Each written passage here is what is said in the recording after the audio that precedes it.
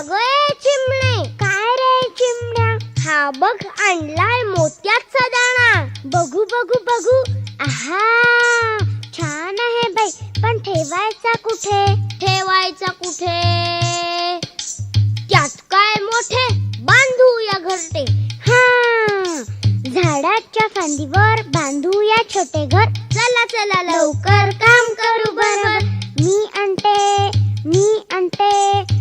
आणते कापूस. मी आणतो काड्या. मी आणते गवत. मी आणतो दोरा.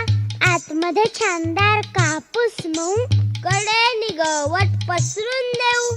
गवताच्या कडेनं काड्या ठेवू, सगळीकडून दोऱ्याने शिवू. आतमध्ये छानदार पिलांना ठेवू.